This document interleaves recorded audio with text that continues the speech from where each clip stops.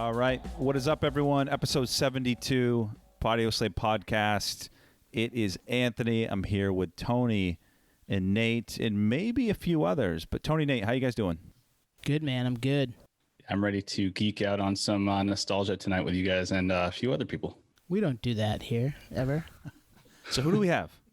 We have the Itch with us here tonight. We had such a good time with them a few weeks ago talking about Jimmy Eat World and Bleed American that we decided to have them on with us to, as Nate said, go over a little nostalgia. Hey guys, how you doing? Doing great. Very well, thank you. Yeah, we're happy to be here. Yeah, I'm actually really excited because when you guys came on to our show, we talked about a band that I really wasn't too keen on. So now we get to talk about something I might give a crap about. So thank you. Hell Appreciate yeah. it. There you go. So tell us a little bit about you guys first before we get jumping into what we're going to talk about tonight. I think Aaron's got the summary down pat by now. Oh, I got to do the summary. Okay. Well, we should do our names first. So as you mentioned, I'm Aaron. And I'm Casey. And my name is Dan. Just Yep. do that again. We are the Itch. We're a longtime St. Louis radio show. And during the pandemic, we turned ourselves over into being a podcast because we could not do the radio show anymore. And so we figured if we can't play music, we'll just talk about it a lot. And it's been a lot of fun. We've done some, guest appearances from some of our favorite musicians. And we've got to do guest appearances on some of our favorite podcasts. So here we are doing one now. Hell yeah. And we appreciate you guys coming on with us tonight. We are doing The Wheel of New Metal Part 2. Which, if you clicked on the episode, you saw it. So you already know that's what we're doing. I appreciate you clicking on the episode. Nate loves the wheel. Nate, explain what the wheel is for him? Spin the wheel. You spin the wheel just like I spin the wheel. What's that show? Wheel of Fortune? The Wheel of Fortune. Wheel of Fortune. Yeah, Wheel of Fortune. Jeopardy. Brain fart there for a second. Wheel of Fortune, yeah, but you get to choose your kind of like a random new metal band and geek out a little bit. So nostalgia combined with other nostalgia game show, kind of the best of both worlds. And this is a plug to go check out our first Wheel of New Metal, which is what, episode 20-something? Yeah, 28. No, thanks, guys. Oh, there we go. Episode 28. Episode 28. We'll tell you because Beautiful. we've been listening to it. Yeah, so We prepare. We try to research for our guest appearances. Much appreciated. Yeah, there we go. That makes three of you. So I do want to call back to that episode a little bit. We did do. I'll read you down the names of the bands that we hit last time. The band Spineshank, we hit Deftones, we hit Linkin Park, Limp Bizkit, Mudvayne, Drowning Pool, Saliva, Orgy, Powerman 5000, Fear Factory, and Ra. Now, before we get on tonight, Dan said that he had an axe to grind with us about a couple of our comments from episode 28. So, Dan, the floor is yours, man. What did we get wrong? Well, start off the bat, you guys, I think, started with Fear Factory and called it a Hall of Fame band. And I mean, while your logic was that you were well aware of the band, that you didn't know of any of their songs, though. Nate. That kind of bothered me that if Me you didn't too. know any of their songs, like, yeah, you can know the band. Like, I know who Taylor Swift is, but I don't know any of her songs. Doesn't mean I consider her a Hall of Famer. But no, it was just, I will say that Fear Factory has had staying power over the year. I would have classified them more as an all-star. I've seen them live. They're actually really good live. And I just didn't think that they were Hall of Fame ranking. And you did that to Drowning Pool. I don't know, actually. I think Drowning Pool, you went the opposite way. You went like way low and like said they were bench warmers. But I will say that you guys dissed on one of my favorite albums of all time, which is Sinner. Oh, no. Yeah, I honestly, I'm one of these people that believe that band would be right up there with Disturbed and popularity if Dave Williams had not passed away. He was really good at writing really catchy tunes. Because the other song you guys couldn't quite place was Tear Away, because you kept mentioning Bodies, but Tear Away was also a really popular song in its own right. Mm-hmm. And they had a whole bunch of other singles. And then when Dave Williams did pass away, they actually got another singer, Jason the Gong Jones, and had another huge single called Step Up that was on the Punisher soundtrack that actually was very, very well. I remember that song. Yeah. Yeah. So I don't think that they were Hall of Famers. I would not say Drowning Pool's a Hall of Famer, but I would say that they're all-stars in the sense that they're now on their fourth singer. That's true. And they still keep putting out albums that people listen to. So kudos to them on that. Like, how many bands can recover from getting over the passing of a singer, much less while you continue to lose singers and singers. Like my favorite rendition of Drowning Pool was with Ryan McAdams, the former singer of Soil. I absolutely love him. I think that he was a really good fit for that band since Dave Williams. But yeah, that was really the only two that I kind of had gripes on. But other than that, I thought you guys were fairly accurate with everything else. Oh, thanks, man. So I'm gonna plug the Jimmy Eat World episode. I'm pretty sure Drowning Pool came up in that episode. Yes. Because Bodies got kind of banished from the world at that point in time. We did, yeah. Yeah. Mentioned Oh, yeah, Bodies. And you guys kind of mentioned on your show, and I didn't think of it, and I don't think we mentioned it on our show, but you guys mentioned that kind of that might have led to the success of that song because of, you know, that taboo sort of thing. Like, oh, this is a not a good song to listen to. I want to listen to it, you know, one of those kind of things. Could be. Definitely. So we had some tiers, which we did back then, and that's kind of what Dan was referencing. So we had GOAT status, Mount Rushmore. Those are the top four. I can't remember who we even had, but we had differing opinions. We had differing opinions on that, and I'm sure with six people, we'll have differing opinions again tonight.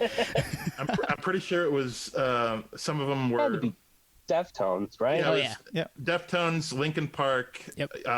One of you said Limp Bizkit. One of you said Limp Bizkit. Might have been me. Slipknot and Korn. Slipknot and Korn. Yeah. Yep.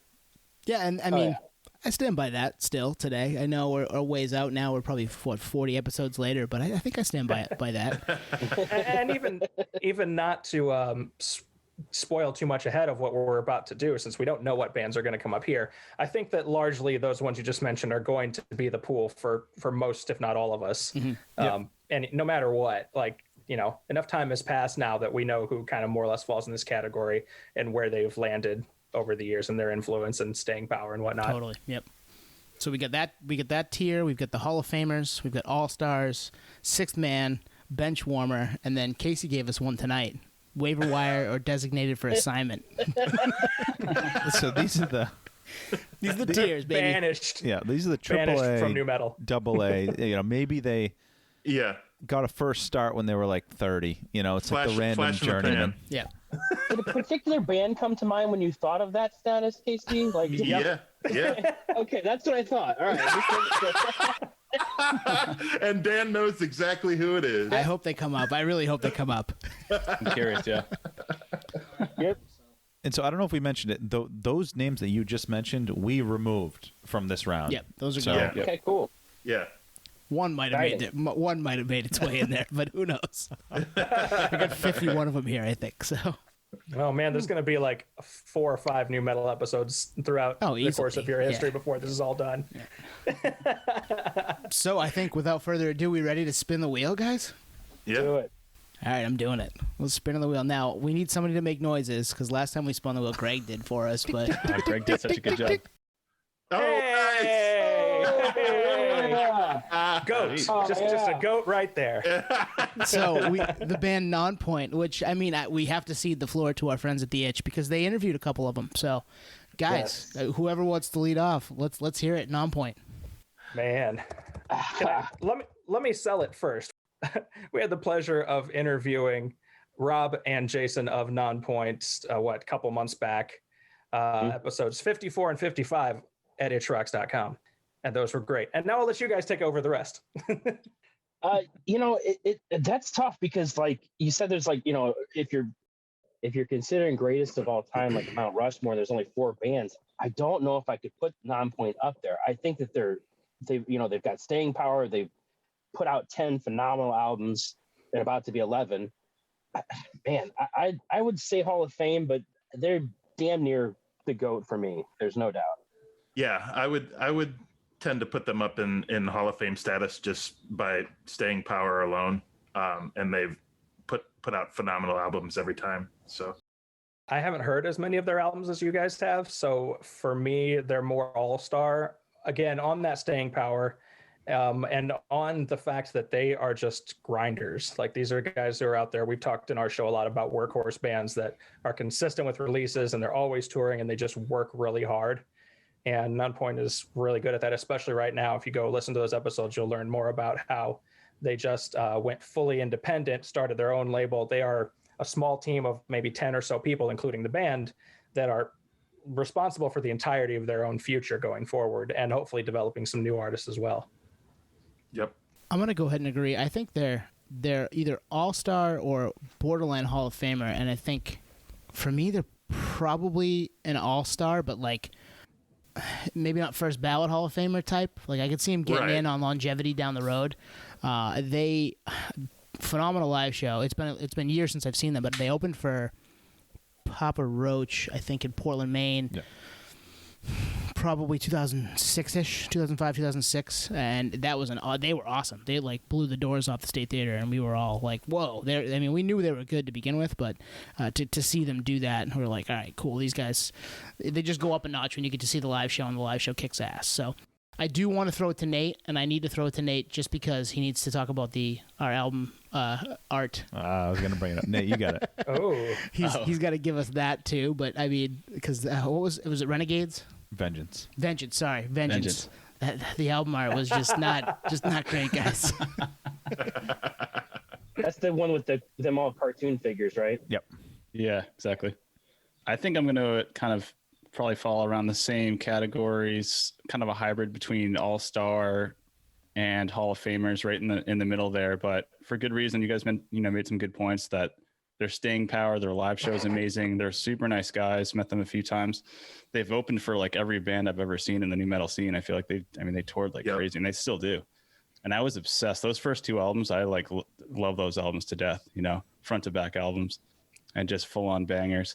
So I'd have to say they're right in between those two categories. And the album artwork thing, whatever. That was the whole segment, right? We did a segment. It's funny though. I had to bring it up. Yeah, album artwork that didn't kind of, I don't know, meet the grade, but at the same time, the first two albums is just like their non-point spider logo, or it's not a spider, is it? I guess it is. Yeah, kind of. Yeah. Yeah, kind of like the cold logo. So, right, similar. Actually, very similar. Yeah. Yeah. So, but those guys are great, man. Every time they roll through, like I'll definitely see them. It's one of those bands that, like, the fact they're still going, and you're going to hear the old stuff, but even the new stuff is solid. Like they haven't lost. They're kind of like Seven Dust. They just keep going, but they keep making strong music. And Elias is just such a great vocalist and such a showman too. So one of the concerts that changed my life was Seven Dust, Non-Point, and Skin Dread back in 2004. Nice. That's a good bill. All right, so I'm up here. So Hall of Famers. I think they're Hall of Famers. I think by definition we say Hall of Famer remembered in 20 years. They're definitely remembered. In fact, I think they're more hype on them in their career now than they were back then. Statement development, untouchable for the genre. Actually, those albums, I'm not saying they're GOAT status albums, but those alone get them there. I haven't listened as much lately in the last maybe decade, but those first two albums are great. And I actually saw them 2 years ago open for POD, and that band hasn't aged. I remember seeing them back in like 2001 in Portland, and they crushed it. So for me, Hall of Famers, HOFs. I think that's pretty much a consensus then, right? Yeah, I think we're putting him into the Hall of Fame. All right. Podioslave certified.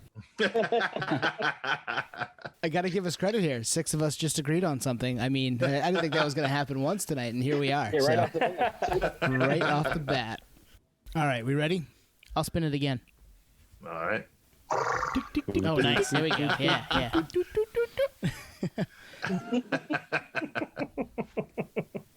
All right.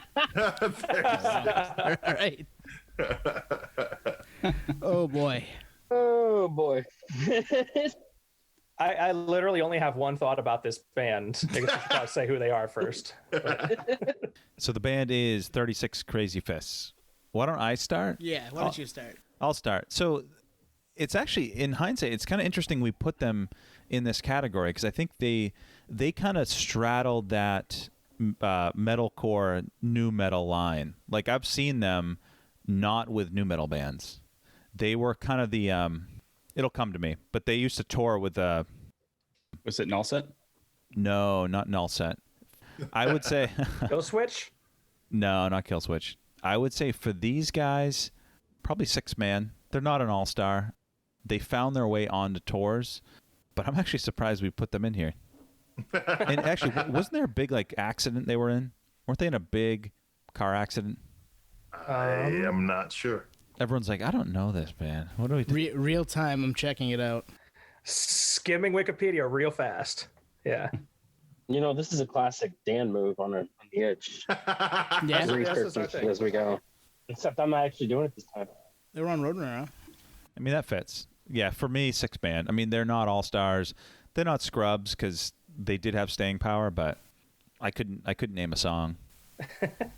I feel you on that one. I'm thinking of Candiria. I don't know how the fuck I couldn't think of that. They were wow. like Candiria, who were, depending on the time of their career, they straddled that metalcore / new metal line. I think they're a bench warmer for me. I don't know nothing. I know nothing about them. They're a band that I remember seeing on bills forever. I remember stickers showing up at a record store. I remember being like, why does this name keep coming up? And it was, if they were like metalcore adjacent at that time, I wasn't listening to that. I probably would have found that more in the mid 2000s as opposed to 99, 2000, 2001. So I had kind of moved on to that scene, and maybe if they had come around for me then, I might have paid more attention. But yeah, because of that, they're a bench warmer. I just don't know. I never saw them. They never opened for anybody that I saw over the course of seeing numerous new metal bands around then. Head PE, Seven Dust, et cetera, et cetera. But yeah, no, I think they're probably a bench warmer. Yeah, I'm going to have to probably agree with you there. I don't know a whole lot of their music. I knew a single that I had. I think, remember those CDs they'd give you when you buy a CD, you get like a 2-song sampler. Yeah. So I had that. But like Tone said, they didn't come through on any tours.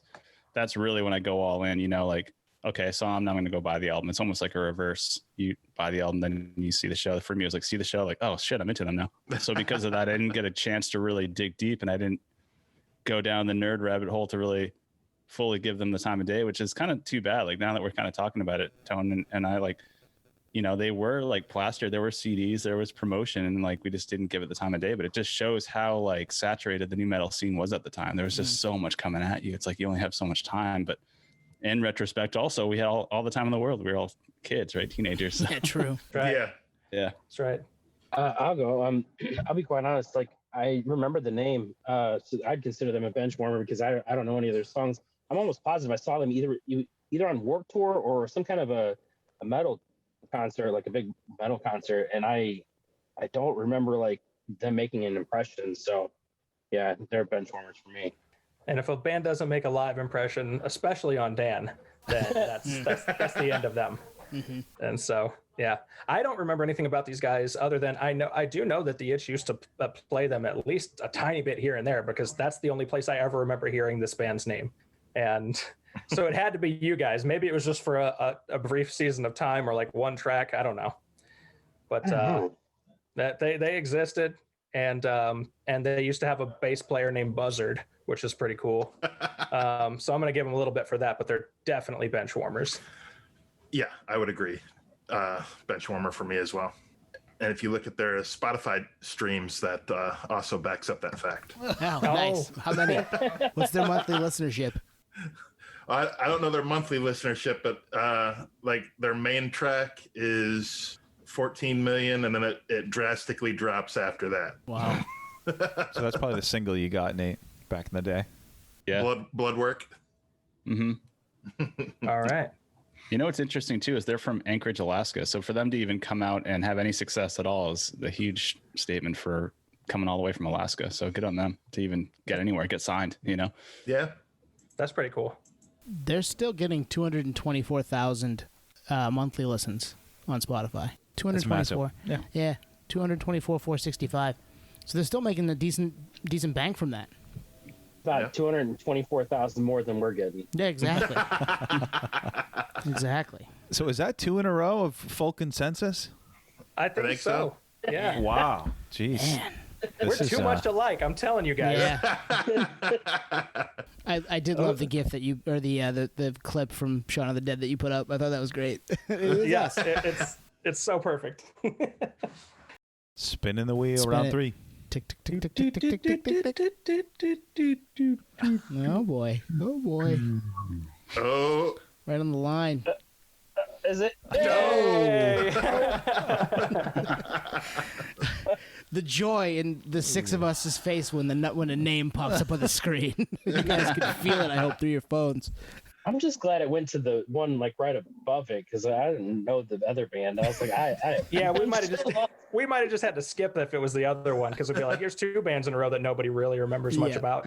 So the band that we're talking about right now is Dope. Dope has come up on the wheel. Who wants to lead us off? I will. The funny thing is that I think it's hilarious that Dope is more remembered for their cover songs than their actual songs. They had a couple of songs that were okay here, like Kimberly's Ghost. Basically, the album what's it called? Revolutionaries. But the cover song of "You Spin Me Right Round" was really good, and they also did a cover song of "Fuck the Police" that was actually really good too. And Rebel Yell. Yeah, apparently they did Rebel Yell as well. I'd probably put them as sixth man. Like they're not benchwarmers because they're not forgettable. Like I said, I think that they were actually really good at covering, and obviously he's really good at singing Wayne Static. So that's just my So I'd say sixth man. They're totally. I'm gonna give him sixth man on account of how good he is at doing Wayne Static, more so than ever liking anything that Dope did. And so, because I'm a Static X fan, even now after the passing of Wayne, and Dope has long been associated with that band, and now, current day, the rumor is that they're very associated with that band, and so for that reason alone, they get sixth man over being Benchwarmers. Yeah, I would agree with that just by being a part of the tours with them back in the day and keeping themselves out there. All right, I'll start us off. So Dope was the band that I've seen like 4 times, but never went to go see Dope. It was like they were the band that I don't know. I never got it. I still don't get it. I can see the Static X parallel, and I didn't like them either. So, but they're still active. They're on tours now that I've seen come up. So it's not DFA. For me, Benchwarmer, but I could definitely understand if someone's into them, yeah, they're 6-man all-star. For me, though, Benchwarmer. I think I'm kind of in the same boat as Twan. I'm sure they opened for a band or two that I saw, but I just didn't. Cold. Yeah, and I would go see Cold again, but at the same time, like, probably got there late, didn't even check them out, which, 17-year-old me was sometimes an idiot. Like, I would definitely go see everything now. I mean, we went the other night to a show and watched the openers because it was that's what we wanted to see. So, it's the logo, the writing of the band name is iconic. I knew that. I looked it up again just now, and I was like, yep, I've seen that a million times. So I got to give him credit there, and that probably moves him into the sixth man versus Benchwarmer, just because that type of thing is, if you can pull that off if somebody's not even a fan, like, good on you. Nice. I'm trying to think here. I've seen them a few times. Similar. They've opened for a ton of shows that I've seen, and I'm going to go Benchwarmer because of those live shows. Like, they were good, but it was the same show like clockwork every single time with like the police lights and all that stuff. But the cover of Fuck the Police really is solid. One of the shows that I saw with them is one I set up as like a stagehand. And I think maybe that's why it's going to Benchwarmer over 6-man. As I remember, they were or what's the guy's name? The singer's name? Edsel. Yeah, he's kind of a dick. Oh, okay. So it kind of knocks him down a little bit because of that. Unfortunately, I mean, you get what you pay for. If you're gonna be a dick, then I'm gonna remember it. So you're not a big fan of Die Motherfucker Die? Come on, man. I actually like that song, but I've seen that song every time they've played, and it's just like the same antics, the same stage presence, same show. It's almost like a choreographed kind of thing for like a rock show. It's like kind of like unnecessary, but that song, I remember that song so like it's night and day. Like, I remember seeing that with the Static X tour and just like hearing that song just like repeating in my head because it was so like it was on a loop. Felons and Revolutionaries. That's the album. Yeah. I was going to point out how I think there's something to be said for like consistency, and what I was going to be referring to, you kind of touched on, like their logo, their album covers, like it's the same font, same thing, almost always in the same spot on an album. And I'm kind of a sucker for that kind of thing. Like Cake was a band that always did that, and I appreciated that they had this this aesthetic similarity, but that doesn't go for your live show. Your live performance needs to be, forever improving and evolving. And so that totally makes sense. Although you could say the same about White Castle. It's consistent. Yeah, but it's true. Am I going to go back? Am I going to go back then? We don't have a White Castle, so yes, I would go back. It's one of the White Castle is one of the things where I'll go back every once in a while. It's just after the time period passes where I forget the last experience. Just to clear your system out. Right. Or that. White Castle will not be sponsoring the Podioslave podcast anytime soon. Or the Itch. Blame it on the Itch. That's all right. So what you're trying to say is if White Castle is opening for Five Guys, you'd eat that too. Like Good comparison, Aaron, from the Itch. No. All right, we ready for another spin? I'm hungry. Yes. Moving along while Dan gets hungry. Spinning the wheel. There we go. you Yeah. hungry for some corn or Limp Bizkit? Either one of these is gonna be We good. got to get a big one here. Yes. We did. Oh. Yep. We got a big one. Fun. Oh, Right. Alien Ant Farm. Oh boy. AAF. So I'm gonna lead off because they came up on Whatever Happened to Those Guys. Our episode we did whatever happened to those guys. Oh, wait. Why wasn't the band bigger? What's that? Or yes, was it? Why wasn't the band bigger? Yeah, think so. one or the other. Whatever happened to those guys? A little bit of both. So they're a band that obviously everybody knows Smooth Criminal, the Michael Jackson cover. That was what jumped them off. But they had other good songs, I thought. Absolutely. I mean, Anthology is a good record, and I think the one after it, Truant's really good, and I think the one after that, Up in the Attic, I think, is also underrated for what they are. After that, I don't know if they've done a whole heck of a lot, but yeah, I spent a decent amount of time with this band from really Anthology through Up in the Attic, and they're probably an all-star for me. Not a Hall of Famer. They didn't have the longevity. They're not still kicking around, putting out good records. We all know them today. I mean, you could almost put them in the Hall of Fame just because of how,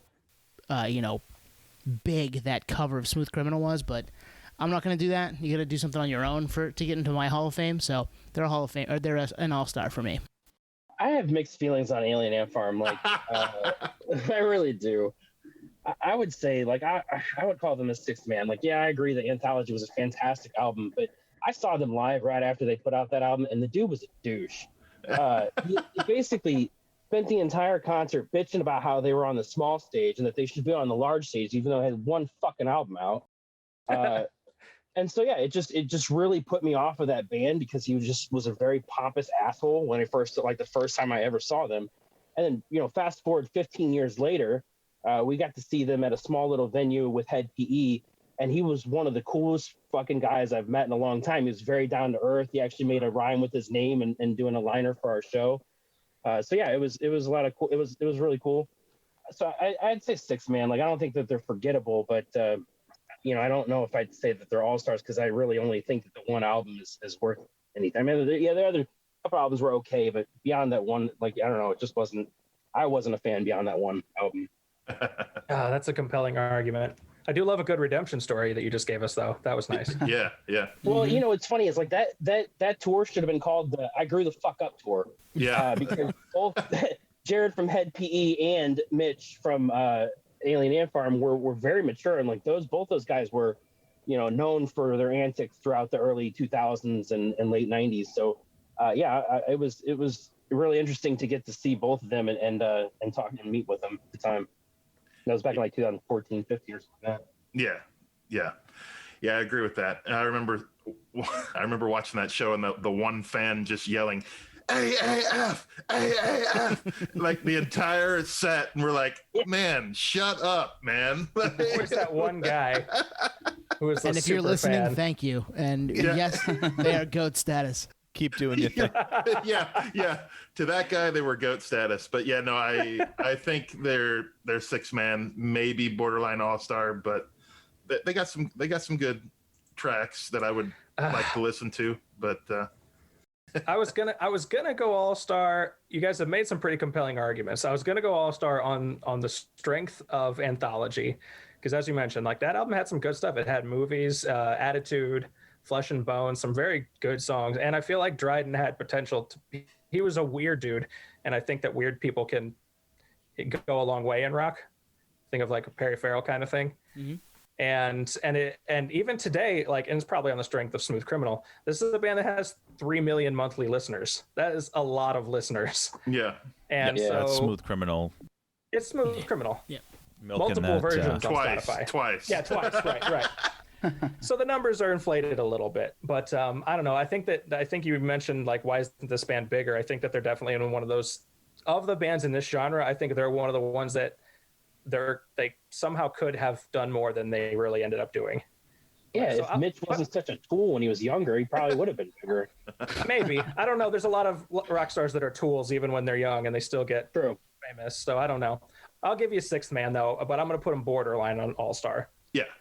Yeah, these are all solid assessments. I have a kind of a interesting story with Alien Ant Farm too. That AAF thing, I saw them open for Papa Roach. It was you, 2000. Nate, in the crowd. He was the guy. But the Infest tour, they kept like repping their name big because it was in Boston for WAAF, and it was a big like cross promotion going on with that. The whole time it was like in your face. It's like I get it.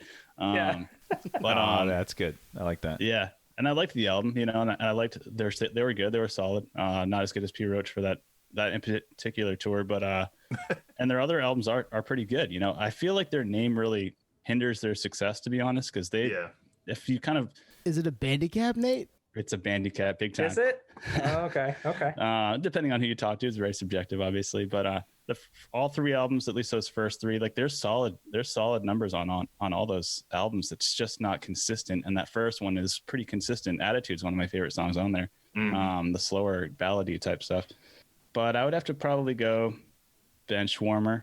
Wow. Forgettable. I could go six man, I guess, but Benchwarmer just because, I never listened to them. They probably come through once in a while and I don't go, but they were kind of, they fit the time, and maybe longevity wise, if they really kind of narrowed it down to a good collection of songs, cohesively, they could probably make a good comeback, but it's just too spread out. But yeah, like you said earlier, Aaron, with the frontman, he is definitely a weird dude. He had that reverse mohawk kind of thing, that inverted deal, and I thought that was a cool look at the time. Like, at least it made him stand out, and you needed something that made you stand out. I think the better question is, would you really consider Alien Ant Farm new metal? Like, I don't know. That's a good That's kind question. of more Fair. of an alternative, like, I guess the alternative is what I would really consider that. But yeah, I don't know. New metal was very broad at the time. Mm-hmm. So it just kind of meant any band that was like in the early 2000s, really. I think that they're there in the same fringe that like Incubus is on. Mm-hmm. It's like their early sound was very similar to like the Incubus like Make Yourself sound. Yeah, that makes sense. That's true. So I put them, so they have fringe. Yeah, I think by default, they're 6-man. They didn't carve their own niche. They were actually the opposite of that. So they're not all stars. They're not benchwarmers because we're still talking about them. Although that's kind of a low bar. We were forced to. We were forced to. The wheel spoke. We didn't speak to the wheel. The wheel spoke to us. But they're not forgettable. It's 6-man. I maybe liked it in the time.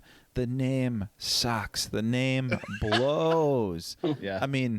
How did DreamWorks sign them? Well, I know they're the Ask, like we said, they're the Ask Jeeves of labels. That's how they signed them. They're gone. Jeeves. You just quoted our episode. Good job. That's some check it out. consistency right there. Yeah, check that Jimmy World episode. We'll hear more about Ask Jeeves. And maybe I can't get over that. There have been some successful bands with insects, like the Beatles. Alien Ant Farm Papa Roach ain't one of them. And Papa Roach. Yeah, that was maybe that's like the hidden new metal cheat code. Throw a bug in there.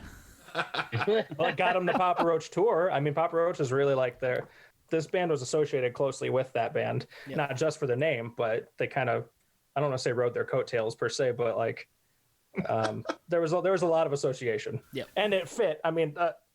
That's genius. The Infest tour, come on. Yeah. Alien Ant Farm. It could be the worst of all time. It could be. Wow. Woo! All right. So they're goat if you're that status for AAF terrible fan, name. then please still listen to us. Yeah. So they got ghost status with Spine Shank and among the new metal Mount Rushmore of bandicaps. Is that what you're saying? An orgy. An orgy. There are a lot of bandicaps in the new metal genre. Let's be That's honest. a fair assessment right there. I'll agree with that. And there's some great names too, but there are a lot of bandicaps. See if we can get a great one on the next spin here. We'll spin it right now. How about that? Here we go. Yeah, I want to haul or like a goat. You need a goat. I know we haven't had a goat. I need a goat. Uh-oh. What the hell is that? I don't even know what the fuck that I is. genuinely don't know that band. All right, so I'll chime in. The band's Relative Ash. Go listen to their major label debut, and it's basically Deftones Adrenaline. So if you like Deftones, Adrenaline era Deftones, this was a label play. That their album Relative Ash, their album came out in 2000. I mean, it's so blatant. It could be the biggest ripoff of all time. Oh, easily. I agree wholeheartedly because I listened a little bit today for the first time in 20 years. I'm like, man, like, is this? I thought they were like, it seems like they're B-sides of Adrenaline, like literally, like And they got everything down tours. to like, Yeah. Industry plant, as you say. It could have been Industry Yeah. Plant. They were late though. They came out in 2000. Like, if you're gonna do that era Deftones, you could have come on the heels of Adrenaline in like 97, 98. But anyway, we'll skip them. I'm just going to put them on the waiver wire and designate them for assignment right now. How about that? Designated for assignment. I'll scoop them up. It was You good. can scoop them up. I haven't listened to it, so I can't properly rate that. Spinning the wheel again. After Sorry Relative Ash, you were DFA'd for being a knockoff. Is that correct? Ah. I have nothing to say about this band either. I have something to no say about idea this what band, this is. and it's just because I have Nate's box of shit in my house. There are probably 400 Logic matchbooks in my guest room right now that are Nate's from Matchbooks. 20 years ago. And Logic is the band, and they had that marketing. I'd mail them to Nate, but they're matches. I don't think I can, first of all. I use them, but they're 20 years old. They probably don't work. And Or they just go up in flames. yeah, exactly. And I tweeted something about this not that long ago, and the band liked it. So they are still active. And they were in like the 36 Crazy Fists. Like they got tours outside of nu metal, but they're a nu metal band. They're like American Head Charge, like in that realm. I'm giving them Benchwarmer status for myself, just cause. Because they have matches, they can keep you warm. They have matches. All right, we're gonna get a big one here. I can feel it. The wheel is spinning again. There's just too many nu metal bands. That's a problem. Of course not. Uh-oh. Oh crap! Of course not. oh man, Do we We have were much? just talking about a band that sounded like and looked looked too like another band. Yep, this is one of them. Do we want to do it? Let's do it. Let's do it. Mushroom Head is the This band. one's worth it. Go ahead, Twan. So Slipknot Jr., right? Yeah, Slipknot Jr. Yes. Yeah, so that was the big thing with them is they were Slipknot Jr. But the irony is they formed before Slipknot. Right. They got their shine after Slipknot. They had a song. What was it? Something Unravels or something. Yeah. I can't remember. I saw them in Portland twice. Well, they came to Day Off Fest, didn't they? Well, then 3 times then.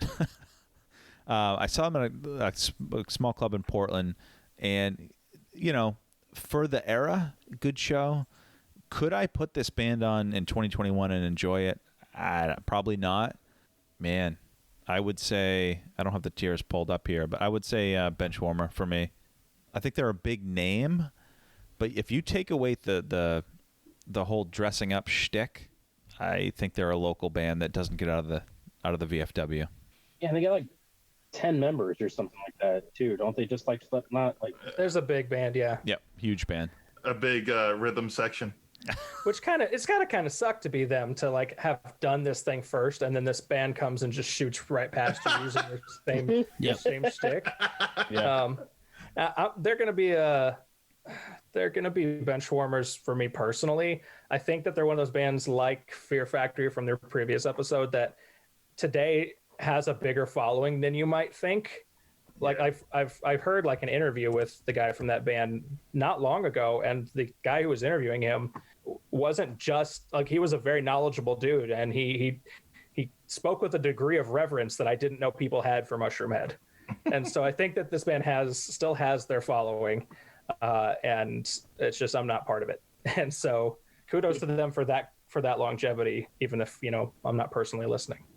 Yeah, they do. It's like 500,000 monthly Spotify listeners, and the song I was thinking of was Solitaire Unraveling. That made a splash in like 2000, 2001. And I bought the CD. I still have it.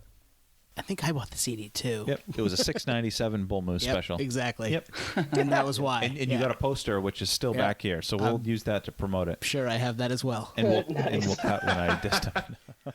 The mushroom head. There you go. Yeah, I think I'd have to put them as a bench warmer just because they're another one of those bands that did get a lot of tours and somehow was on a lot of shows, but didn't make a huge impact. Yeah, I'd be right there with Casey that they're a bench warmer for me. I'm pretty sure I saw them live once or twice, but they never really were that great that I remembered it. Yeah. I think we're all on consensus here with that band. Yeah. Pretty much, yeah. I'm gonna go Benchwarmer too. Like that show I was talking about with Dope as a stagehand was actually with Mushroomhead too. So it was one of those like weird situations where I wasn't like a big fan of the band, so it was actually like work rather than nice, I'm in the show and I'm working on the side, you know. But yeah, I'm gonna go Benchwarmer just because I didn't really know them then. I checked them out a little bit during their show and wasn't really floored by anything, so it was kind of like cool, happy to be here, but move on basically. It goes back to like that oversaturation new metal. There was just too much going on that it's like that was like more of a this is a work night, not a nerd out night. Mm-hmm. So yep, Benchwarmer, unfortunately. Sorry guys. If you're scoring at home, Nate has met Nonpoint and been a stagehand for what? Dope, Mushroomhead, Drink. Yeah, there's a few others. Just if you're scoring at home. All right, we're spinning the wheel. It's a lot faster on my computer. Sorry. Yeah, it's going quick. Yes. Yes. It's almost like the wheel knows the itch is on our podcast tonight. It does. The band Skid Red. All right, I'm turning it over to you guys again. As I mentioned earlier, the greatest concert that I ever went to, Skin Red opened for Nonpoint and Seven Dust, and I had no idea who the band was. It was 2004. They had just come out with their single Nobody. And I remember standing at the back of the stage when they started, and by the end of their set, I was up against the front of the stage. Like, I was into the show. Like, Benji just has this way of pulling people in. He's one of the best frontmen of all time. And for me, there's no doubt, like, this is a GOAT. This is one of the greatest bands of all time. Like, Nice. I absolutely love this band. They would be on my Mount Rushmore. I think they're usually, like, around me somewhere in some poster or shirt, like... I thought you were going to say literally. Yeah, they're just hanging out in there with you. So I mean, Yeah. if he could get that, then yeah. Yeah, absolutely. Skindred's always there cheering him on while he does his podcast recording. Yeah. For the sake of this episode, I'll have to give them GOAT status just on this episode, since we haven't had too many of those come across just yet. But they're phenomenal, and I had a chance to see them 2 or 3 times.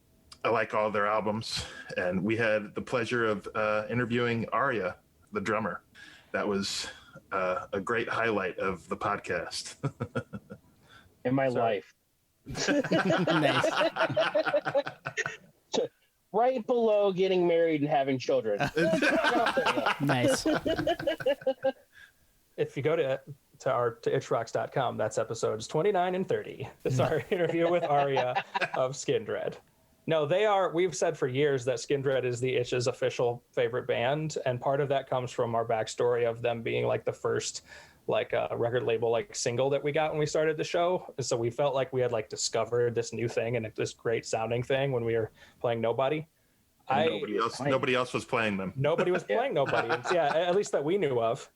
But to me, they're another one of those bands that I have a hard time fully calling them new metal, especially because they didn't really come out until after the main wave of these bands in this era had already ended. Because like Babylon came out in 03, 04, or both, because there was multiple versions of it. It was just a fantastic album though, and they're a fantastic sound. They're way more positive and less angsty and depressing than many of these bands are. But they definitely have that multi-genre and hip hop influence that a lot of them do. So to me, if I'm talking about of the bands we've seen on this list and we're talking about how much I personally enjoyed them, then they're GOAT.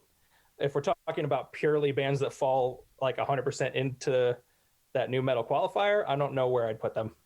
Fair. Because I don't know that they truly qualify. But so that's kind of where I'm at. I'm not sure, but I love the band. we put Alien Ant Farm as new metal, then fucking Skindred's new metal. All right, get over it. All right. Then they're goats. I mean, you said that album came out in 03, 04, 04, right? 04. Yeah. Okay, so It was reissued. Yeah. yeah, that's kind of after the new metal boom per se. I mean, there's still stuff coming out from those bands then, but we're not getting. It almost makes me feel like they're a little more. Let's change up what new metal sounds like. You get a little more positive. Yeah. You get a little bit different kind of vibe from them, but they have that foot in that world still too, just because there's some, similarities in the melding of genres per se, kind of like 311, right? I mean, we've talked about them in the past too, not necessarily with new metal in respect to new metal, but they have their feet in a bunch of different genres too. So Yeah. and they're positive, right? That's the positive factor. So yeah, they probably don't really fit new metal, I guess, per se, but just listening to you guys talk about them and you're, the three of you having them as a band that you can kind of point to for the three of you, that's makes me like excited about it. So I think, Hey man, if you guys haven't listened to, I don't know if you've heard their latest album is 2018. They did Big Things, I think. It's fun. nice. It is. It's worthwhile It is. all the way through. I'll have to check that out. That sounds like something that I might be more into than I've maybe let on in the past. Yeah, just check it out and let us know what you think. Just a little promotion of our band. Also, it has a giant cat with like sunglasses on it, and so that's Yeah, cool. that looks like Benji. It's a cat that looks like Benji. It's a cat that Colin looks like the Benji. cat.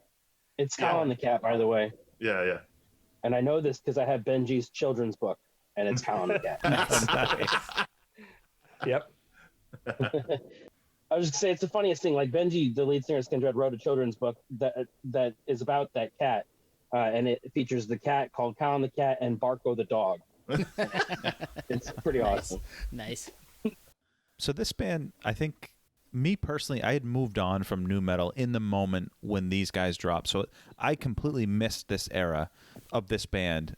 They did very well, I know, in college radio. I remember getting their stuff, but it really missed me, and it's not a positive or negative. It's just I didn't even check it out. So I'm going to defer to you guys.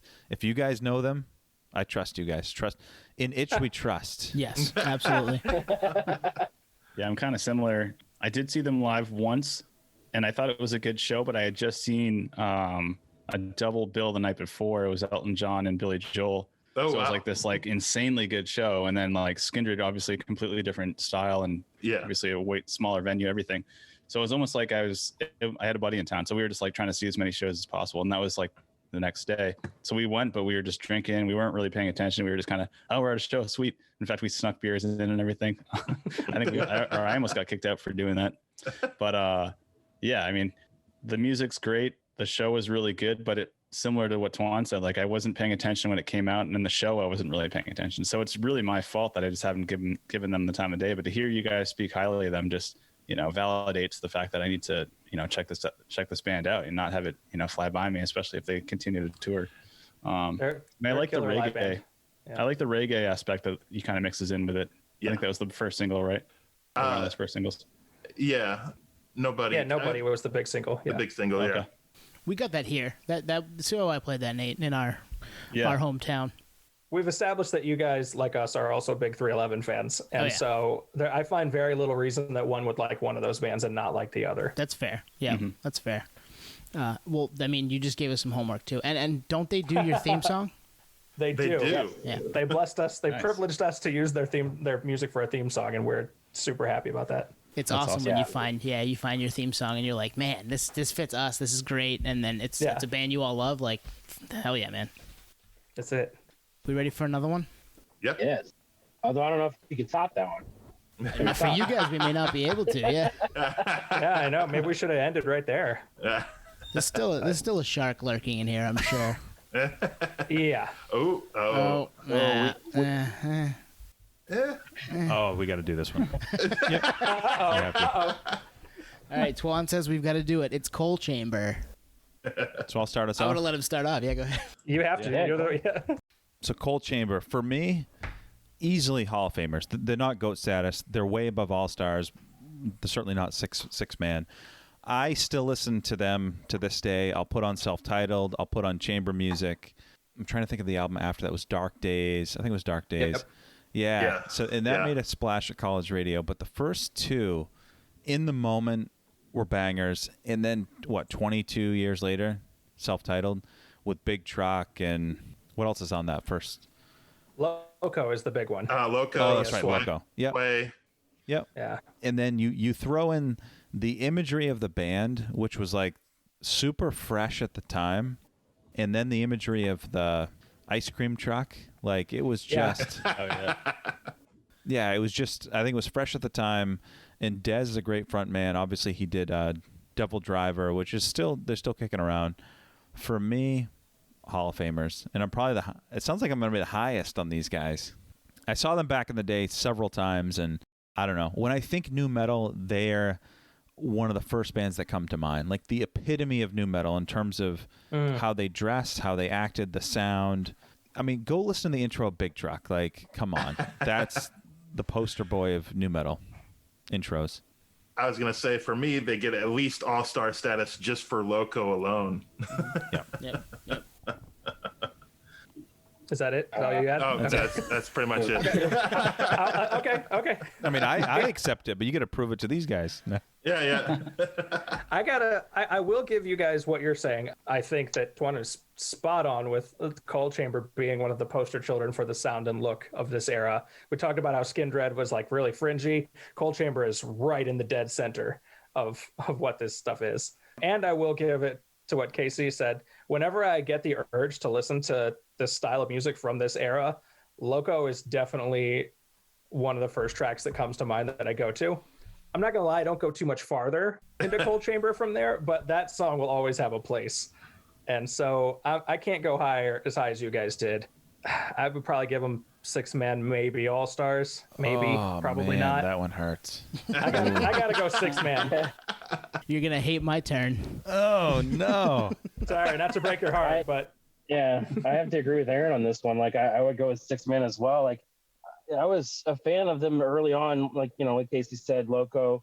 I fucking love the cover that they did, the Peter Gabriel cover that they did with Ozzy Osbourne called "Shock the Monkey." So good. So good. Yeah. Fucking great song. But yeah, and I even saw them live. They're really good. And I'd consider that. And I know this is probably going to be really crazy to say, but I consider Morgan and Raina probably like the Beyonce Jay-Z of metal, if you think about it.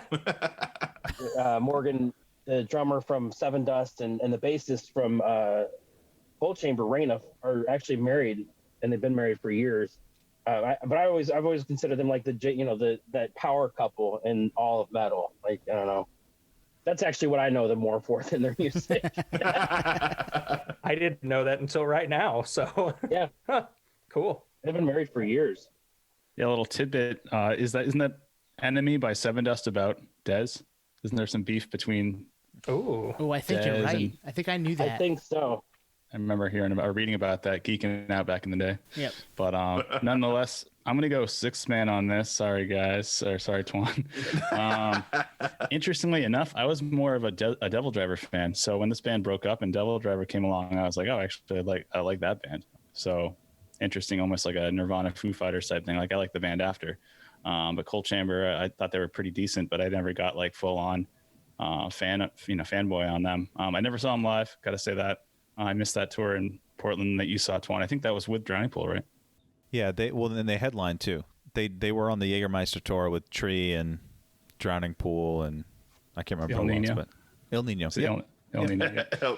I know the tour. I don't know why I wasn't there, but yeah. So I'm gonna go 6-man just based on the fact that like I know that they were important, but they kind of passed my radar, and the fact that I like his band after is kind of funny, And I always thought his contribution on the Straight Up album for Lynn Straight was really good, but everyone on that album, every song on that album is tight. So Agreed.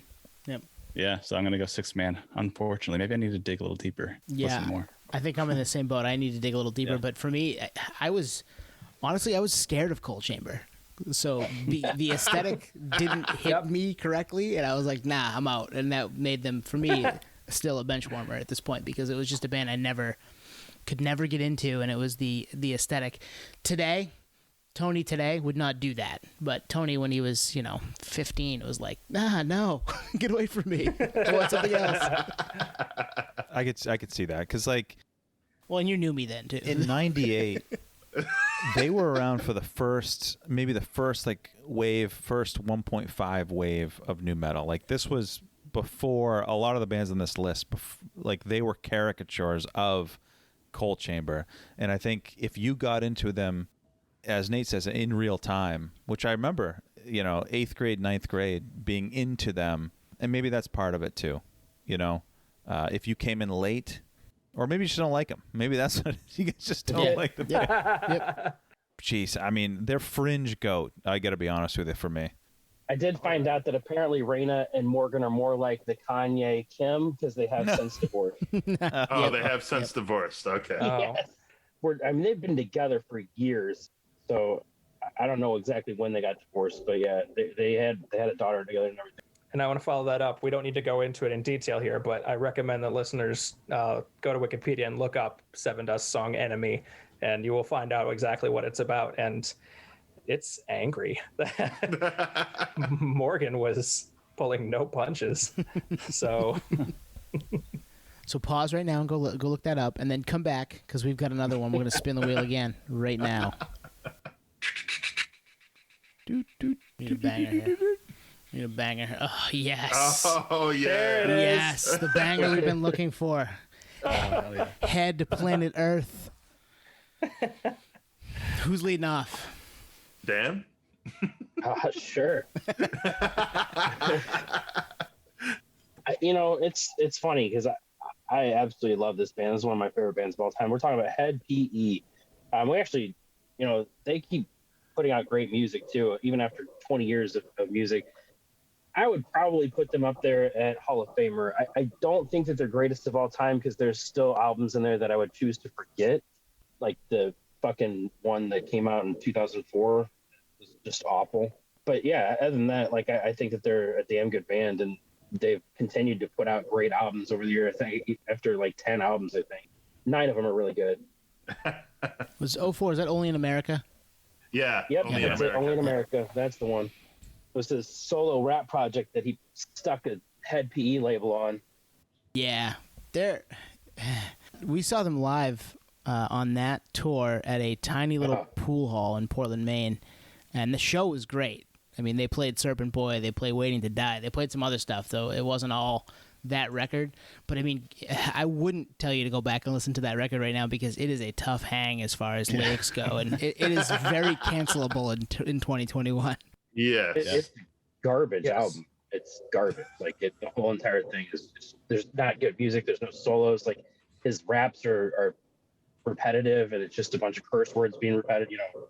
It's just not. It's not very good at all. Other than that, like all their other albums, and since like, because I think they, right after that they came out with some fantastic albums. They kind of righted the ship. Mm-hmm. I like the one after that. I'm trying to blank on the name of it. Yeah. I actually like that one a lot more than most people do that will be on this podcast, but will remain nameless.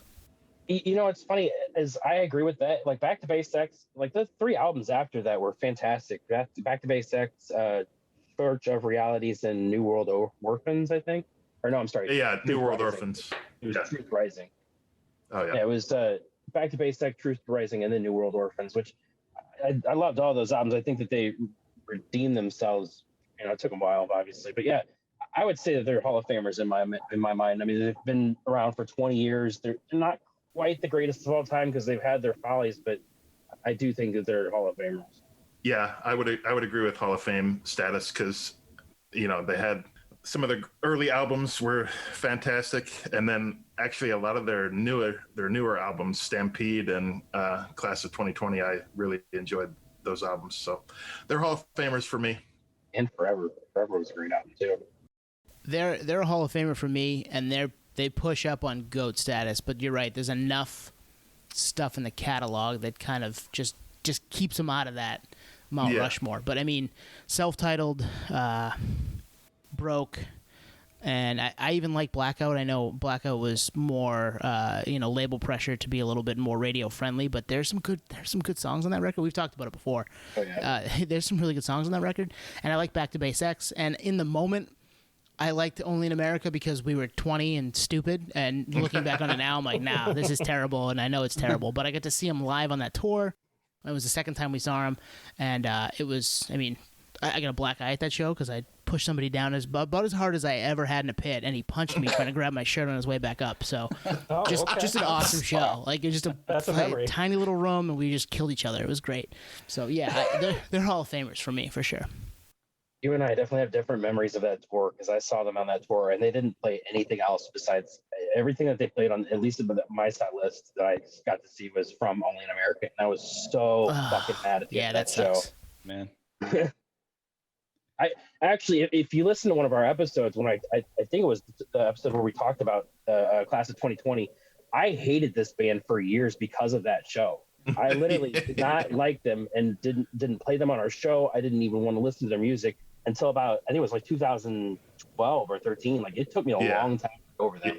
Yeah. Yeah, I'll give them credit as being one of the bands that still, exists and does stuff. And granted, it's mostly a Jared project at this point. Yeah, for sure. And whoever he can get to support him. But, last year, like you mentioned, we did an episode on their album that they came out with about a year ago, and it was a solid album. They've got an EP coming out this year. Like they're still very, very active. And so I think there's something to be said for that.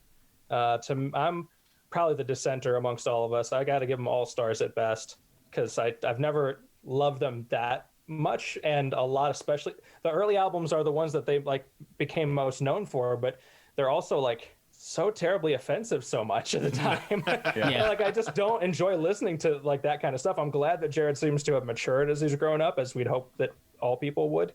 But still, it doesn't make it that much easier. I will say that Anthony mentioned Blackout, and I actually would have been interested to see where they went if they had followed a little more of that like label pressure, be a little bit more cleaned up, because I thought that was a pretty cool album. And I thought that there was something there that they might have been able to tap into, but Jared's a very DIY kind of dude. He doesn't really want oversight. And so he chose his own path to stay much more independent, which is fine. But I was always curious about what would have happened if they'd have kept going down the Blackout route. I can tell you, Aaron, it would have been The Clue. Oh. All right. Okay. All right. The Clue? You guys know The Clue? No. Clue was the band before Head PE, like an 80s crazy. Look it up on YouTube. Pretty funny. No, but now I'm excited to find out. Oh, your mind's going to be blown. Deep It's cut. Jared circa 1987 or whatever. Like, Oh, wow. yeah. Spandex suit. I'm going to say no more. Oh wow. Spandex. Well, But, now I'm going to have to tweet them clamoring for a return of that. I need the spandex suit. I'm going to go Hall of Fame on Head PE. I'm a huge fan of the first three, especially the first album is one of my favorite albums of all time. I love that friggin' album. It defines that scene so well. So like Roots, like SoCal, 1997, just like solid. Every song on that album is just so friggin' good. And even the Church of Realities, or is it Church of Realities? Realities. Church of Realities. Yes, Realities. Yeah, like their independent release. There's some great songs on there too, and just an original sound. I mixed these facts up a few times. I can't remember if it's Fred Durst getting influence from Head PE or the other way around, but they were definitely coming up at the same time in like 96, 97. So when you say their first album, are you referring to the self-titled album or Broke? The self-titled. Okay. Yep. But Broke's great too. And like you were saying with like the offensive stuff earlier, Aaron, it is over the top, but it's like Broke, similar to Only America, came out in 2000. I was like 16, like such a young buck that I was like, this is insane. But I almost felt like I was like living in my era of like what Motley Crue was previous. You know what I mean? This is over the top. This is just insane music. I can't believe this is even like allowed to be pressed on a CD. But the rhythm section and the flow of those albums, and on Broke especially, is just so freaking good. Like that, there's some solid musicianship on those records. So I'm gonna go Hall of Famers just based on those. Really, just those first two. After, I'm not gonna lie, I kind of lost focus after Only in America. Their live show started to decline, at least what I thought. After that, and they kind of went through a interesting phase with who was it? The Twisted Guys and stuff like that. ICP kind of crowd. They were on that record label, weren't they? ICP's record record label. They were on their label, so I didn't check out any of that stuff. So I kind of got lost, And when they come around, I haven't gone in a while. Maybe I'll check it out, but it's been a long time. But I was like a huge collector, like tried to grab all their stuff, and just a ginormous fan. So I'm going to go Hall of Famers basically based on the early stuff. Yeah, I'm going to go, I think for me. Drink if you have me saying for me. Yeah. But for me, chug your beer.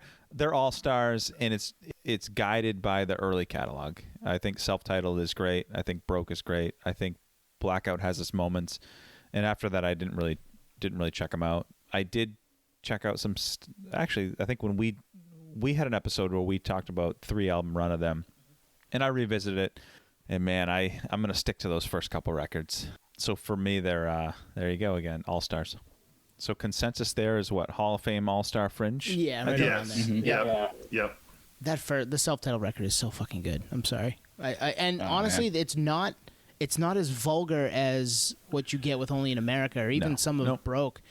I think that is more just like punk mixed with the frenetic energy of Jared. That it's perfect. And if they had stayed that band forever, fuck man, we'd be all talking about something different. Yeah. They go somewhere completely different. Just And you got to give him a little credit with Stampede in 2019, just kind of reinventing himself because he destroyed his voice. Yeah. Years. How old is he? 55? Drugs and stuff. I think he's 50. Yeah. He's got to be in his 50s, I would think. Yeah.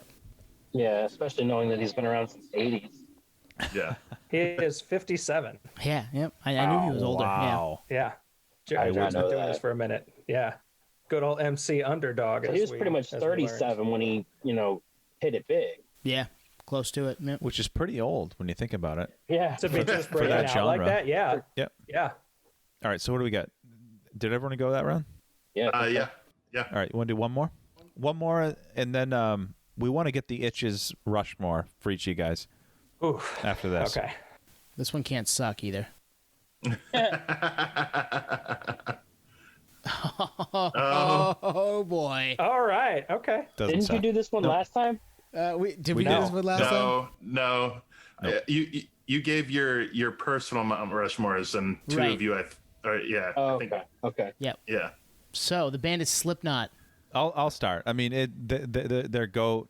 I mean, out of any band on this list, they're the band outside of Deftones, they're the band I'm gonna want to see the most in real time. Drink. It's funny. Like Korn is touring this year, and I think with Stained, who was on the list. So I'm glad they didn't come up. But I think I would probably, a lot of people would have Korn up there too. I would prefer to see Slipknot. I remember just coming up with them. They were so energetic, and have you guys seen the Welcome to the Neighborhood VHS?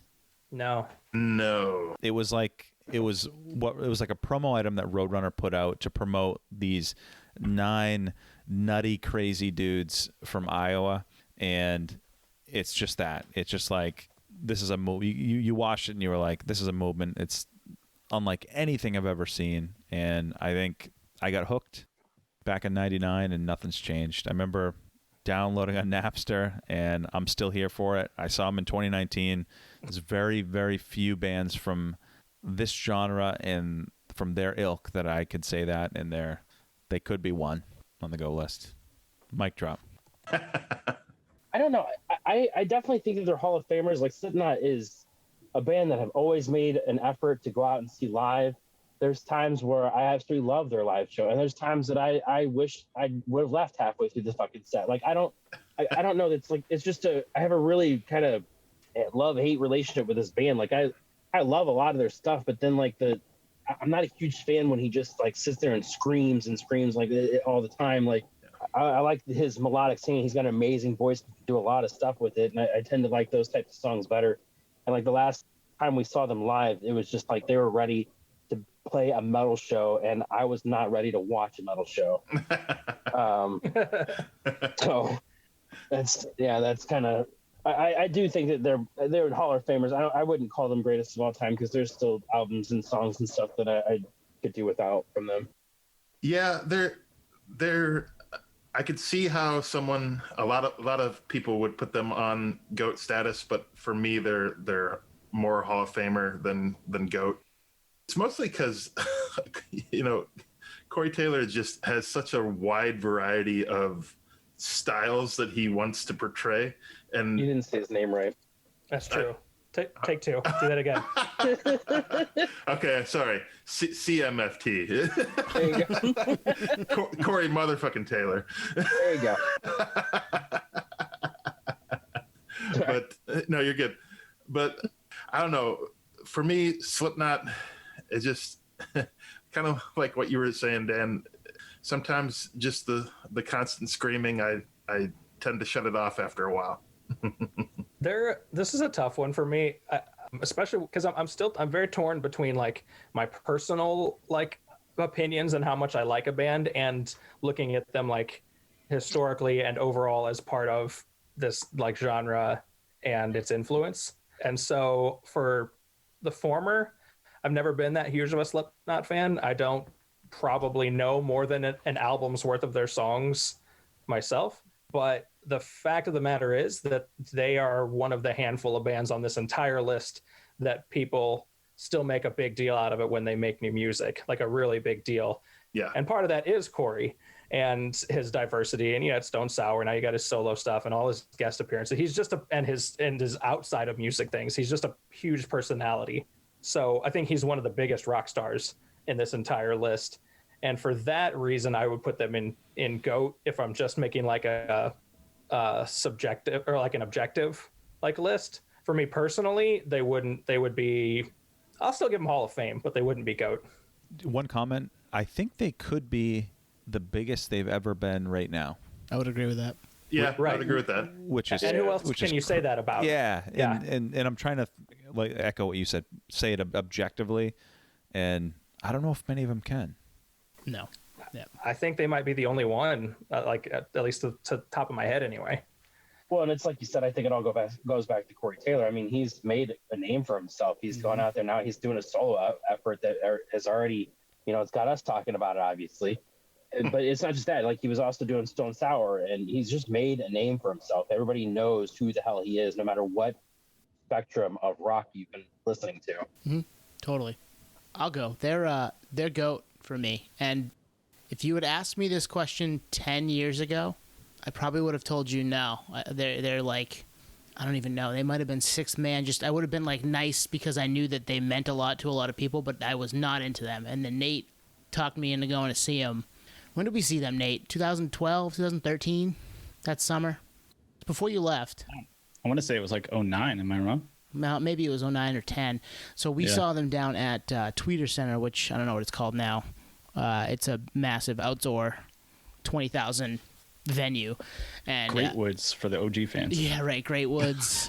Who knows what it is now? It's in Norwood, Mass. Xfinity Center, yeah. It was a Tweeter Center, but whatever. I don't even know. It's been all kinds of different things, yeah. But Nate had a ticket. Our friend Rob, who was back on episode 17, go check it out. He gave us tickets to see them, and Nate was like, didn't have anybody to go with, and I was like, all right, I'll go with you. Like, I love music. I'll find a way to like this. I was skeptical. I was like, I don't like Slipknot. This isn't my thing. And the ride home, I was like, bro, you converted me. Like, I'm all in, and I've been all in since. And I really love the album that came out 2 years ago, We Are Not Your Kind. I think if Corey's doing something, I'm going to pay attention. I don't always love what he's doing, but I'm usually going to find something about it that I like, and occasionally really, really, really like or love. So I'm down for Slipknot, and they're definitely, I think, from this genre, GOAT status for me, for sure. And I played a really good trick on Nate that summer. I had washed the ticket by accident. I had gone over to Rob's. He'd given me the ticket. I washed my clothes. Pull it out. I'm like, oh no, the ticket is destroyed. I took a picture of it, sent it to Nate. I'm like, sorry, bro, I can't go with you. Like, you're gonna have to go on your own. It's like a 3-hour drive from here. But Rob was like, bro, I got like 10 of these. I'll just give you another one. So I knew the whole time I had another ticket. But yeah, and then I had to be like, now we're good, dude. I'll go. I'll drive. Let's get down there. And we brought your boy Tom, and it was a blast. So and since then, I've been a Slipknot fan. There's a lot of personal connection with this band. I'm going to go GOAT as well. Kind of agree with everything you're saying there. In terms of Slipknot, they came out at a time that I liked heavy music, but I didn't know how much appreciation I had for really heavy music, and especially the kind of diverse talent that is in that band, especially at the beginning. I mean, Joey Jordison was one of my favorite drummers of all time, and the fact that he left or got kicked out or whatever happened sucks, because I still have high regard for him. but Slipknot had me cross over into a heavier scene that I wasn't fully aware of beforehand. So it was almost like this perfect bridge.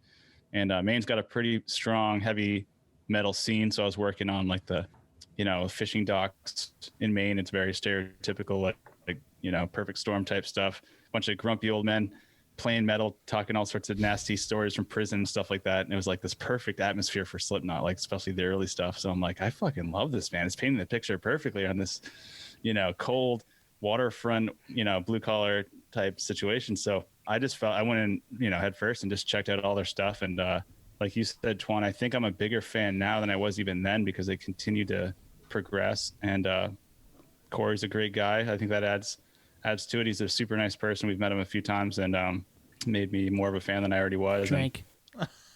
Yeah. So I'm gonna go goat on Slipknot, and we'll continue to see them play live and listen to their records. But yeah, maybe it's just the fact that I dove so deep so early and kind of continue to just stay with them. But goat, yeah. I do have a picture of us when we met Corey at that Slipknot or that Stone Sour show. Yeah. Oh yeah. Nice. So it seems that Podioslave has deemed Slipknot GOAT and The Itch has deemed them Hall of Famers. But I mean, that makes sense, right on that cusp. I feel like that's agreeing. The six of us kind of being on the same page there. Yeah, no, I could see where people give them GOAT status, but for me, Yeah, I have friends who I know would put them there. There's no doubt. Yep. Which brings us to the question. We're done with the wheel for the evening. We want to know from the Itch, from you guys' mouths, who are on your Mount Rushmore, your GOAT status on Mount Rushmore. Casey, set the tone. Set the tone, Casey. Come on. Set the tone. Set the tone. All right. For me, you'd have to put Linkin Park on there. I would put System of a Down up there. We're gonna have the same list. Korn would be number 3, and let's see. Mentioned them earlier in the show.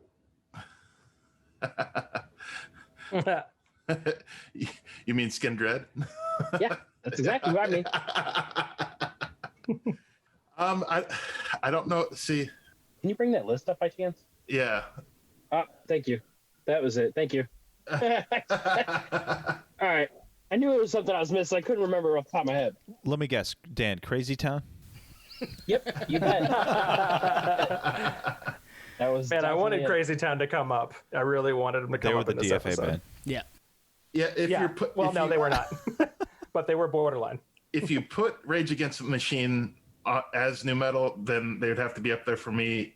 If you don't, then probably like a Seven Dust. Mm-hmm. Yeah. That's fair. Yeah, mine and Casey's are pretty much the same. My first and foremost love of all new metal, and the only thing like I associated new metal with, like for the first years that this term was thrown around, was System of a Down. That band got me into heavy music, and they're one of my favorite bands of all time. So they would definitely be like first band on Mount Rushmore. I'd say after that, it'd probably go Rage Against the Machine's right up there too. That's one band that like I almost feel like I like them more because it's one of those things like I didn't get a chance to see them live. Some things happened. I didn't get to go, but I feel like that's one reason why I don't know. I have them at like such a higher regard because I never really got to see them live, but I fucking love everything that they've done. And I'd also have to throw in Skin Dread and probably Deftones. Deftones just continue to make music 20 years later that I absolutely love. Every single album that they put out, it just feels like better than the last album. Well, that's because anything's better than Core, but you know. All right, we can agree on that. Yep. Yay. I was just saying, the only band that I really wish that I had room for that I might have like tried to squeeze in there would be Papa Roach. Mm-hmm. Yep. But I think of all the bands that I have, I think that it just didn't fit. Or Didn't quite make the list. Mm-hmm. yeah, exactly. Yeah, this is a tough one. Like to me, I have two lists. I have my personal list, and then I have, like I said, my more objective one, where like here's the bands that I think that have like overall combination of massiveness in the moment and staying power and interest this many years later. Which I think that's where you're looking, and even then, it's hard for me to narrow down to four. I think that's where you're looking at Korn and Linkin Park, Slipknot. I might sneak Papa Roach in there. I might put Disturbed in there. They would be fringe. And then the one that I'm pretty sure they haven't come up yet in this episode, for some bizarre reason, being, the true goats, Limp Bizkit. You did it. You did. They came up in the last episode. That's why. Yeah. They did. Episode 28. They did. Well, and I put them back in there just in case, because I know you guys mention them at least once an episode, so they're on the wheel. The bands that really defined that genre and that people still talk about today or are still making notable music today. And I'm not going to put Bizkit in that category, but they were so big as Fred Durst and his red cap are the image of nu metal. and so there's that. My personal list, I'm going to go with a lot of what Dan said, actually. Deftones are in there because these are mostly bands that are fringier on the definition, depending on how loose you play. So Deftones are in there because, they might have started in that realm. The label might have made them do Back to School, which is a super nu metal-y song, but that's not really how I would define them overall. But they're fantastic, as we've all agreed on multiple times before. Skin Dread, as well, as we mentioned. I'd probably put System in there in terms of bands that I still get pleasure out of listening to today. And then my last one, I would throw Chevelle in there because I still love them. Almost every album they put out, it's remarkably consistent. They definitely have the drop D and the angst, although it's a little bit vaguer what they're railing against than what a lot of these other bands were at that time. Send the pain below, Aaron. Yeah.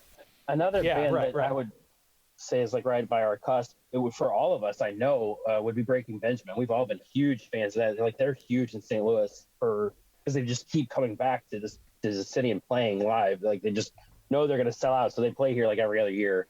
Yeah. I absolutely love that band. Even now, I mean, like they've had some ups and downs in their career, but they're one of my favorites. But I just couldn't put them over the rest of the four bands that I mentioned. Yeah. So there you have it. Bands there. And we didn't even hit a bunch of great bands. I'm just looking at what we've got left on the wheel here. So I'm sure there's a part 3 and a part 4 down the line. Who knows? Yeah. This is the segment that keeps on giving. Yes. The Wheel of Nu Metal returns again in 2022. Yeah, I didn't want to disrespect the wheel and give the terrible band, but We'll save them for later. We'll just shout out we'll how talk much they about suck that on our offline. thing. We'll talk about that offline. So where can they find you guys? Everywhere we are Itch Rocks, ITCHROCKS. There's a website, there's a Facebook and a Twitter and an Instagram. We prefer the Twitter. I hate Facebook and Instagram. I paid less attention to, but on Twitter, that's where we're really at, and at Gmail. Mm-hmm. Nice. So we've got 60 episodes so far as of this recording, and some more to come. And if you're a fan of Podioslave, you'd probably be a fan of the Itch. It's that 311 Skin Dread thing. I agree. As you stated last time when they were on our show, we complement each other very well. I was listening to their show, and they like to go into the news aspects of stuff. We kind of go over music album reviews and things like that. So I think our shows complement each other very, very nicely. Yeah. So listen to us and then listen to them. I mean, we do. Or vice versa. Yeah, that's fair. You get plenty of time in your day. Yeah. yeah. Our episodes might be shorter. No, I'm just joking. If Nate had his way, we'd go for 3 hours every night. So I want to go long form, big. when someone starts paying us to go long form, I'm down. You're going Broadway? It's a marathon The Joe podcast Rogan of episode. music. We're going to do the entirety of the nu metal canon in one episode. 50, 60 bands we've got here. That would be difficult. I as much as I like some of these bands, I don't want to torture myself that way.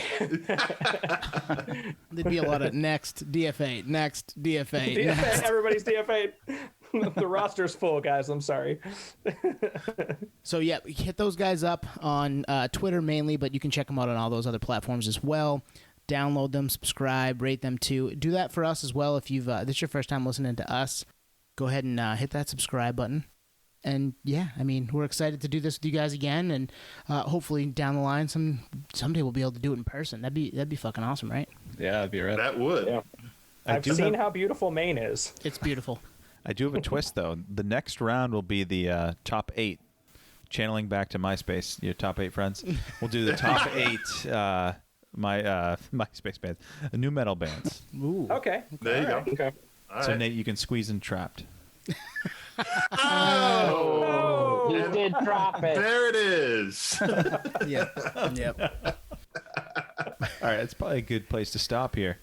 Yeah. Thanks for coming on again, guys. Yeah. Thank you. Thank you. Sure.